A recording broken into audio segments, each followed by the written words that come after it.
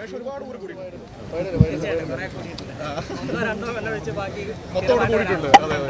10-15 പൂരത്തിന്റെ എക്സ്പീരിയൻസ് ഉള്ള ആളാണ് കേട്ടോ, നമുക്ക് അത്ര ഇല്ല. അപ്പൊ ആദ്യമായിട്ട് പൂരം കാണാൻ വന്ന എനിക്ക് എന്തൊക്കെയാണ് എക്സ്പീരിയൻസ് പറഞ്ഞു തരാനുള്ളത്? ആ 36 മണിക്കൂറാണ് പൂരത്തിന്റെ ഒരു സമയം.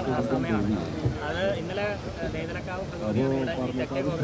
പ്രത്യേകത വെച്ചാൽ എല്ലാ വർഷവും ഈ ഒരു ദിവസം മാത്രമേ ഈ തെക്കേ ഗോപുരം, ബാക്കി എല്ലാ സമയത്തും ഇത് അടച്ചിടുകയാണ് പതിവ്. അപ്പോൾ ഇന്നലെ തുറന്നു, ഇനി ഇത് നാളെ പൂരം കഴിഞ്ഞ് മാത്രമേ ഇത് അടയ്ക്കൂ എന്നുള്ളതാണ്.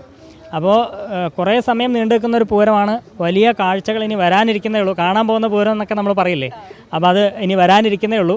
ഇപ്പോൾ കണിമംഗലം ശാസ്താവിൻ്റെ വരവാണ് നമ്മൾ കണ്ടത്. അത് ഈ 8 ഘടകപൂരങ്ങളിലെ ആദ്യത്തെ പൂരമാണ്.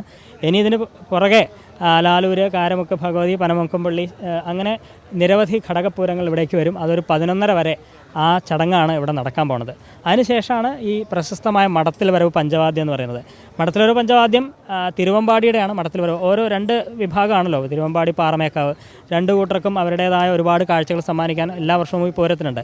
അപ്പോൾ തിരുവമ്പാടി വിഭാഗത്തിൻ്റെ ഏറ്റവും പ്രധാനപ്പെട്ട ചടങ്ങെന്ന് പറയുന്നത് ഈ മടത്തിൽ വരവ് പഞ്ചവാദ്യമാണ്. പഞ്ചവാദ്യം 11:30 തൃശ്ശൂർ ബ്രഹ്മസ്വം മഠം, അതാണ് ഈ മഠം എന്ന് പറയുന്നത്.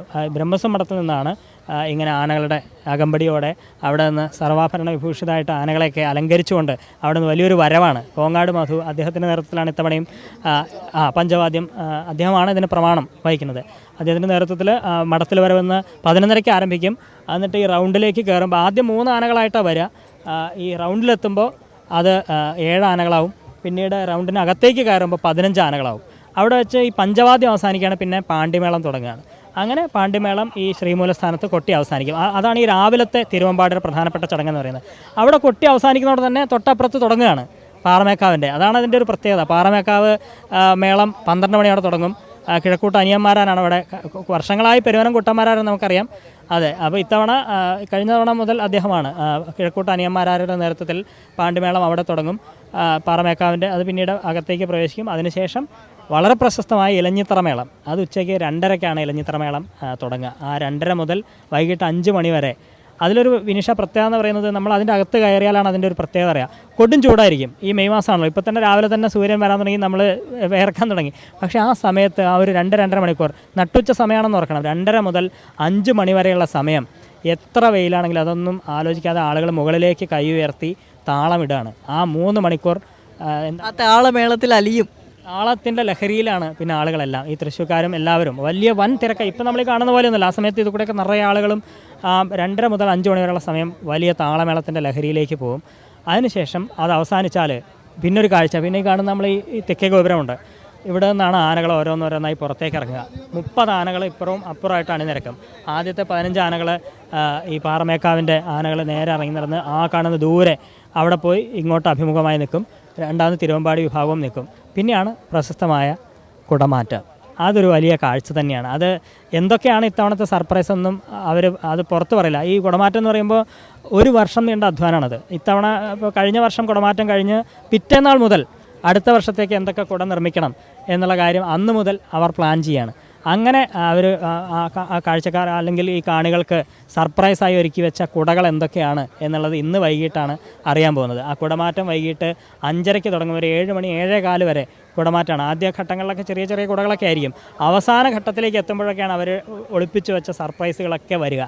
പലതരത്തിലുള്ള LED കുടകൾ, അങ്ങനെ വർണ്ണാഭമായ കുടമാറ്റം. അത് 2-2:30 മണിക്കൂർ ഉണ്ടാവും. അതോടുകൂടി പകൽപ്പൂരത്തിന് താൽക്കാലിക സമാപനമാണ്. അത്രയും സമയം വലിയ കാഴ്ചകൾ ഈ പൂരത്തിലുണ്ട്. പക്ഷേ അവിടെ കൊണ്ട് അവസാനിക്കുന്നില്ല. പിന്നെ ഈ പകൽ കണ്ട പൂരങ്ങൾ എന്തൊക്കെയാണ് അതൊക്കെ രാത്രിയും ആവർത്തിക്കും എന്നുള്ളതാണ്. രാത്രിയും ഇതുപോലെ മഠത്തിലൊരു പഞ്ചവാദ്യമുണ്ട്, പാറമേക്കാവിൻ്റെ മേളമുണ്ട്. അതെല്ലാം രാത്രി അവസാനിച്ചാലാണ് പിന്നെ ആളുകൾ രാത്രി മുഴുവൻ ഈ തൃശ്ശൂർ സ്വരാജ് റൗണ്ടിൽ അവിടെ ഇവിടെയൊക്കെ ആയിട്ട് നിൽക്കും. എന്തിനാണെന്നറിയോ? പുലർച്ചെ നടക്കുന്ന വെടിക്കെട്ട് കാണാൻ വേണ്ടി. വെടിക്കെട്ട് പുലർച്ചെ 4:30 3 മണി 4:30 ആ സമയത്തിനിടയ്ക്ക് 2 കൂട്ടരുടെയും അതും മത്സര ബുദ്ധിയോടെ തന്നെയാണ് ആ വെടിക്കെട്ടും നടക്കുന്നത്. അങ്ങനെ വെടിക്കെട്ട് പുലർച്ചെ അവസാനിച്ച് അതോടുകൂടി ഈ തൃശ്ശൂർ പൂരത്തിൻ്റെ ഒരു പ്രധാന ഘട്ടം കഴിയാണ്.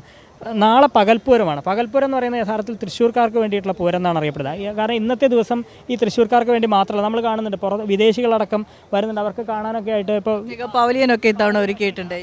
മുഖ്യമന്ത്രിയൊക്കെ വരികയാണെങ്കിൽ അവർക്കൊക്കെ കാണാൻ വേണ്ടിയിട്ടാണ് ഈ സ്ഥലം. അപ്പോൾ ഇന്ന് പുറത്തുനിന്നുള്ളവർ, പിന്നെ ഒരു പ്രത്യേകത, ഇതേതെങ്കിലും ഒരു ജാതിയുടെയോ മതത്തിൻ്റെയോ ഒന്നും വേലിക്കെട്ടുകളില്ലാത്തൊരു വലിയ ഉത്സവമാണ്, ദേശീയ ഉത്സവമായിട്ട് പറയാം.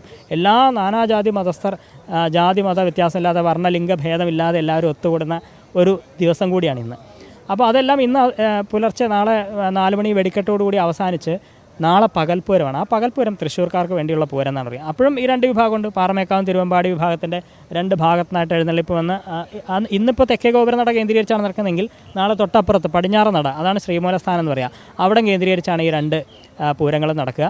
അത് ഉച്ചയ്ക്ക് 12 മണി വരെ പോരും. ഉച്ചയ്ക്ക് 12 മണിക്ക് ഉപചാരം ചൊല്ലി പിരിയുക എന്നുള്ളൊരു ചടങ്ങുണ്ട്. ഏറ്റവും മനോഹരമായ കാഴ്ച, 2 ആനകൾ അഭിമുഖമായി വന്ന് അവർ പരസ്പരം വണങ്ങുന്ന രീതിയിലാണ്. അങ്ങനെ ഉപചാരം ചൊല്ലി പിരിയുന്നതോടെയാണ് ഈ യഥാർത്ഥത്തിൽ ഈ 36 മണിക്കൂർ നീളുന്ന ഈ പൂരത്തിന് ഔദ്യോഗികമായിട്ട് സമാപനമാവുക. അപ്പോൾ ഈ 36 മിനിറ്റ് നീണ്ടു നിൽക്കുന്ന ചടങ്ങുകൾ കഴിഞ്ഞ 3 മിനിറ്റ് കൊണ്ട് കൃത്യമായി തന്നെ ഉമേഷ് നമുക്ക് വിവരിച്ച് തന്നിട്ടുണ്ട്. ഞാൻ ചോദിക്കട്ടെ, കുറേ കാലമായിട്ട് ആ തൃശ്ശൂർ പൂരം കാണുന്നുണ്ട്, പങ്കെടുക്കുന്നുണ്ട്, റിപ്പോർട്ട് ചെയ്യുന്നുണ്ട്. അതിനൊക്കെ ഇടയിൽ പേഴ്സണലായിട്ട് ഏറ്റവും ഇഷ്ടപ്പെട്ട ചടങ്ങ് എന്താണ്? ഇലഞ്ഞിത്തറമേളാണോ, കുടമാറ്റാണോ? ഇലഞ്ഞിത്തറമേളത്തെക്കുറിച്ചൊക്കെ ഇപ്പോൾ പറഞ്ഞു, മേടച്ചൂടിനും ഇടയിലും ആവേശത്തിൽ അലിയെന്നൊക്കെ പറഞ്ഞു, പ്രത്യേകം എടുത്ത് പറയണ്ടേ ഇലഞ്ഞിത്തറമേളം. അപ്പോൾ ഏതാണ് ഏറ്റവും ഇഷ്ടപ്പെട്ട ഒരു ഐറ്റം എന്ന് പറയുന്നത്? നമ്മൾ സ്ഥിരം ചോദിക്കാറുള്ളത് അങ്ങനെയാണല്ലോ. അത് വലിയ ആശയക്കുഴപ്പമുണ്ടാക്കുന്ന ഒരു ചോദ്യമാണ് മനു.